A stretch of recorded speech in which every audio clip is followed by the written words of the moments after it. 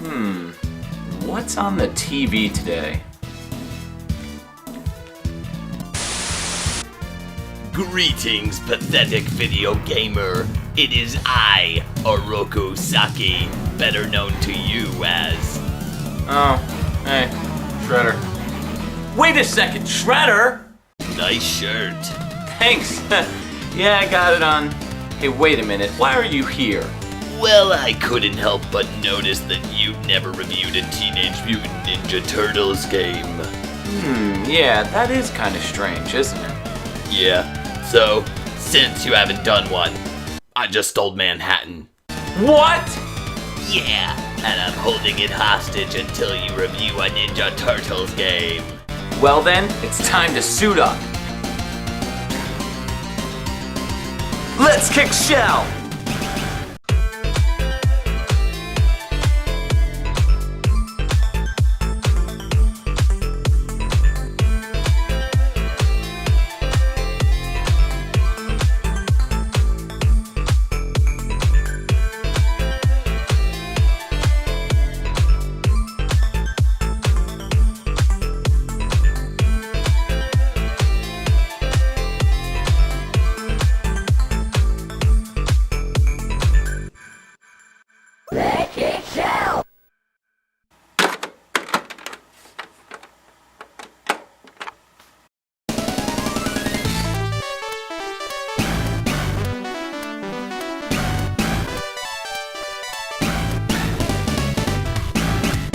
First off, if you don't know who the Ninja Turtles are, go and do some homework and come back.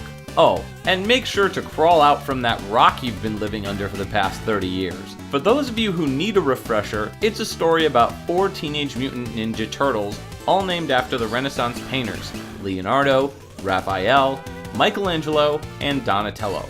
Their sensei master Splinter, who also happens to be a rat, their, very human, very adult news reporter best friend April O'Neil, and of course... Me, the Shredder. Yeah, I was getting to that. Now, while I came into contact with the cartoon first, I was a huge fan of the toys, movies, and most importantly, the video games. It was all the rage back in the late 80s and early 90s, and Konami's Teenage Mutant Ninja Turtles 4, Turtles in Time, was a close but faithful port of the original arcade game by the same name. It set the bar even higher for both video game players and Ninja Turtle fans by offering a grand title full of amazing button-mashing beat-em-up challenges. Despite the fact that we received 3 previous titles on the Nintendo Entertainment System, this was the crown jewel of the bunch, so much so that it was given the honor of being crowned the 4th game in the series. As a Super Nintendo fan, I was in heaven, but I kinda felt bad for my friends who had Sega Genesis. Or genocide, Genesee? What's the plural to Sega Genesis? Genesis, Genesiqua. Okay, alright, moving on. They didn't get Turtles in Time, but what they did receive is arguably a better or worse game depending on who you speak to, which is still a debate between gamers to this day. That game is Teenage Mutant Ninja Turtles: The Hyperstone Heist, and despite the fact that gamers think this is just a shoddy port of the Super NES masterpiece, you'll be happy to know that I'm about to flip that turtle shell you call a world upside down. Hyperstone Heist was released on the Sega Genesis in late 1992, the same year that saw Turtles in Time released on the Super Nintendo. In fact, there's only about a 5-month block of time between the two, so my pals didn't have to wait that long to jump into the turtle action. But what they didn't know is that this game isn't a port. If anything, it's a prequel. That is a lie. Actually, it's not, and I'll explain. The intro cutscene begins with April O'Neil reporting from Ellis Island when suddenly the Statue of Liberty and Manhattan begin to disappear in the background. Then Shredder appears and... Oh, let me do this part. I'm all like, ha ha ha ha ha! I've stolen Manhattan thanks to the Hyperstone from Dimension X. Feel my wrath. Are you done?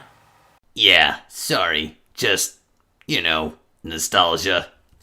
So, of course, the Turtles have to go after him. A few things about this. First off, this is a completely different plot to Turtles in Time, which only has the statue being stolen, not shrunken down. Secondly, don't the Turtles live in Manhattan? So it seems like Shredder only took buildings. It's not like he lifted the entire island out of the earth, which is the plot to the third game. The underground is still intact, as are the oceans. So what, is Shredder just making a diorama of Manhattan? Boy, you really don't like to move too far outside your local bubble, huh? Yeah, I hate long car rides. Plus, nobody wants to take out Branson, Missouri. Or do they? The game starts off in the sewers, and the first things players will notice is that the controls take a bit more getting used to, especially coming from Turtles in Time and other previous games. You still move your turtle with the directional pad, but you now have a bit more movement on the right side of your controller. Going into the options menu presents a few different control schemes, all of which now involve a dash button. Now, if you're like me, you typically play Turtles in Time with the auto dash, which allowed the turtle you play as to begin running after holding down the direction you want to go in. After a second or two, they begin to run full force, allowing you to smash into them, slam them from side to side, or just do fun flips and sliding kicks with the combination of the jump button, then the attack button. In Hyperstone Heist, the auto run option is not present, so your thumb gets a bit more of a workout when juggling the dash button with the attack and jump buttons, which all do different things. The main attack button on its own begins a flurry of weapon-based assaults, but if you combine the jump and attack buttons at the right time, there's a few different style attacks you can perform. Super attacks can be done with just the standard pressing of attack and jump together simultaneously, which drains a pretty healthy chunk of life, whereas delaying the pressing of one of the buttons at the right moment can lead to either a long drawn-out jump attack, a quick burst attack, or a jump kick. All the attacks from Turtles in Time are present, except for one. Unfortunately, it's a system limitation, as the Super Nintendo allowed heavy sprite scaling. The attack in question involves pressing the directional pad a specific way that allows enemies to be hurled towards the screen. This is commonly confused with Mode 7, a special graphical trick that the Super Nintendo was capable of on its own thanks to the hardware design. This attack, however, is not Mode 7 based, as Mode 7 does not affect sizes of approaching sprites. However, in later levels, Mode 7 is heavily present in the backgrounds of levels such as Neon Knight Riders. Let's get this out of the way right away, since people cannot stop comparing these two games despite their immense differences. Now I say that, but I'm about to do the same thing, so bear with me. Turtles in Time is a more visually impressive game in almost every way. The backgrounds have better variety, the color palette is more impressive, and the sprite scaling and later Mode 7 effects are gorgeous to look at. It is a dazzling game to play from start to finish. However, Hyperstone Heist is no slouch, running much smoother and faster thanks to a better processor that allowed it to do so. There's also more frames of animation regarding the turtles themselves than in the Super Nintendo game. While there are less backgrounds in terms of variety, the layering is more impressive in Hyperstone Heist in addition to faster moving sprites. Both games allow players to switch the turtle sprite design between the comic book versions where they are all different shades, or stick with the animated show style where it's just one shade of green. Your choice. About the levels, there's a lot less variety here than in Turtles in Time, mostly because the entire game takes place in the modern world. There's no time traveling. In fact, the entire game goes from underground to sea to land, then finally back underground for a face-off inside the Technodrome, and that's it. Because of this, it feels like a much shorter game, but in reality, both titles take about the same amount of time to finish. The stages in Hyperstone Heist are certainly longer than Turtles in Time, but there are less of them, clocking in at only 5 stages total. I'd say what has me more bummed out is the lack of enemies to fight in Hyperstone Heist. You've got your basic Foot Clan enemies, pizza alien monsters, Mousers, and these things. Regarding the bosses, it's quite a strange bunch. You've got your usual suspects like Leatherhead and Baxter Stockman, but you fight Rocksteady without Bebop? He had the day off. Jewish holiday. Oh, okay. Wait, what? You also fight Tatsu from the movie. He was Shredder's right-hand man in the first 2 movies. He's in a totally exclusive level that wasn't in either the arcade game for Turtles in Time or the Super NES port. There's also a boss rush portion of the cave level where you fight off the 3 previous bosses before getting to Baxter Stockman, which just makes it feel like they ran out of space, so they palette swap these bosses and let us have at it. Also, what's up with everyone exploding in these games? I mean, if it's a machine, I get it, but why Rocksteady? Why Tatsu? Back to Baxter Stockman, he's the missing link to everything, and, well, it's complicated. Here he is resembled in a flying Dr. Wily ship, similar to the first arcade game that was ported to the NES. But wait a minute, in Turtles in Time, the first boss is a mutated fly version of Baxter Stockman. Keep in mind we're ignoring the first game for the Nintendo altogether, as it basically is a conclusion to the entire saga, in addition to forgetting the handhelds in this theory. So chronologically speaking, if the arcade game and second Nintendo game has Baxter Stockman in his human form, as does Hyperstone Heist, Turtles in Time is the last game in the chronology of Teenage Mutant Ninja Turtles beat-em-ups, with Hyperstone Heist being a title that would fit perfectly in between the Manhattan Project and Turtles in Time. There's a single flaw with this theory that I'm willing to chalk up to being a total screw-up on Konami's part. Or we can just assume that Konami were huge fans of the show and wanted to make things extra convoluted. See, in the arcade game, you beat Baxter, and then there's a quick cutscene showing Bebop, Rocksteady, and Shredder. But when you defeat him on the NES port, it shows Baxter's mutated fly form. This has to be a mistake. How did he transform so fast? It's not like he can morph back and forth between fly and human. Once he's a fly, that's it. We have a few options. We can 1. Either assume that Hyperstone Heist came before the Manhattan Project and the port of the arcade game, or we can go with the cartoons canon and say that you actually fight Baxter's twin brother Barney Stockman, and that the fly version is not an error and that they purposefully made Baxter Stockman a fly in the game.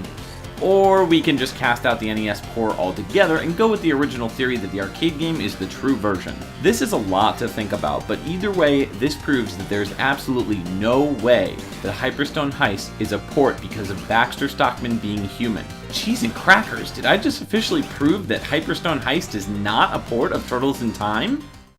I'm stunned! Pass me the Triscuits and cheddar, will you? Sure thing. While I agree that there are some similarities with the design of each game as well as the music, Hyperstone Heist is not a port. On a side note, I still kind of feel like the backgrounds and surroundings of Hyperstone Heist feel zoomed in at times, particularly on the haunted ship. It gives off a very empty environment with certainly less detail. There's also a significant difference between the turtles, with Donatello feeling the slowest of the bunch, Mikey and Leo are average speed, and Raph is the fastest of the bunch. It's hard to describe based on the gameplay footage, but you'll immediately notice a big difference between the 4 turtles. When you lose all your lives and have to use a continue in Hyperstone Heist, you get to change things up, and I highly suggest trying out all 4 to get a feel for all of them. It's also a bit odd that Turtles in Time allows you to rejoin during a boss fight being finished, whereas you have to wait for the next level to load if the same thing happens in Hyperstone Heist.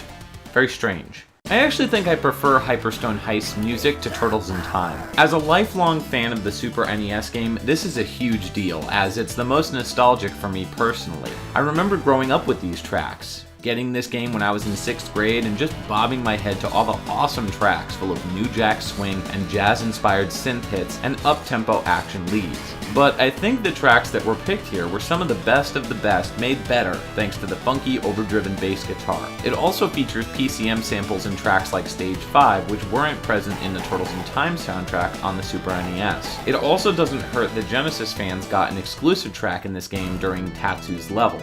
These songs all sound faster, funkier, and heavier, and I never thought I'd say that as a Nintendo fan. Sometimes Genesis really does what Nintendo don't.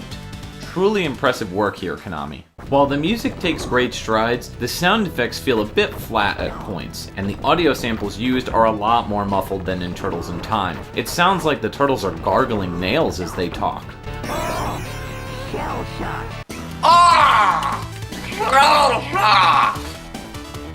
More like ear-shocked. So you then come to the end of the game where you face off against Super Shredder, who breaks his arms when he's defeated. I don't know why or how that's possible, but it just is. Who stands like this, honestly? The challenge of Hyperstone Heist is barely there. Similar to Turtles in Time, even on the hardest difficulty, the game is a button masher through and through, and while I don't have any problems with this, I think Hyperstone Heist's reward for beating the game on the highest difficulty is inferior, as it only adds on a short clip showing off Shredder falling to his doom. Even on easy, you get the bulk of the ending. That and the turtle blimp. Though I spent a fair amount of time comparing Turtles in Time with Hyperstone Heist, I think it was more to prove how different these two games are. While I will always have a soft spot for Turtles in Time, I think I'm ready to be of the opinion that Hyperstone Heist is a strong prequel that fits perfectly in between the last NES game and the first Super Nintendo title. As long as some fans can get past that, I think we can finally stop calling it a ripoff or a port or a clone, and instead classify it as a classic TMNT beat-em-up that stands on its own. No, you've defeated me again! What? That doesn't make any sense. This won't be the last you see of the Shredder. Phew! I'm glad that's over. Well, now I can get back to the most pressing matters at hand. Watching April O'Neil do the news. Over and over again. There's just something about her. She's just so yellow. What was stolen? 2 positronic accelerators, 4 Oh, you're still here. flux polarity indicators, and 1 parabolic sine wave generator. The episode can't end unless I say it, huh? I have Okay. Cowabunga!